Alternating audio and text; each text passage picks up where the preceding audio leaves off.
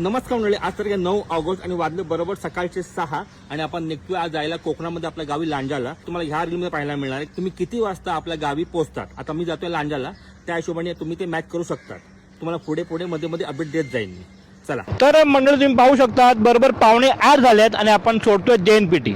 इकडे माझे almost half an hour गेलेलं आहे। चला तर मंडळी बरोबर सकाळचे 8-10 झालेत आणि आपण येऊन पोहोचलो खारपडाला।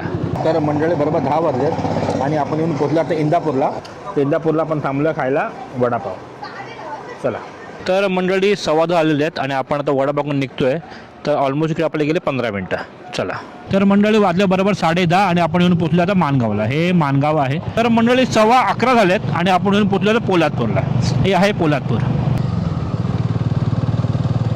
तर मंडळी 12:30 वाजलेले आहेत आणि आपण कशी घरात उतरलेलो आहोत।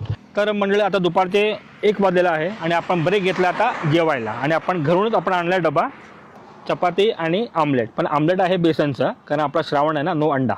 तर मंडळी 2:45 झाले आणि आता आपण जेवून निघालेलो आहे। तर मंडळी बरोबर 2:15 झालेत आणि आपण येऊन पोहोचलो आता चिपळूणला। तर मंडळी 3:30 वाजलेत आणि आपण येऊन पोहोचलो आता संगमेश्वरला। हे बघा बरोबर वाजले 4:20 आणि येऊन पोहोचलो आपण हातखंबा फाट्यावर।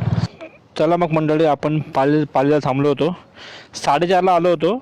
4:45 15 मिनिटं आपल्याकडे गेली। तर मंडळी बरोबर 5:11 वाजलेत आणि आपण येऊन पोहोचलो लांजाला। हे बघा आपण काहीतरी सकाळी आपण 6 वाजता निघालो आणि 5 वाजता पोहोचलेलो आहोत। विचार करा, म्हणजे 11 तासात आपण मुंबई टू लांजा केलेलं आहे। आता हे डिपेंड्स क्लायमेटवर पण असतं।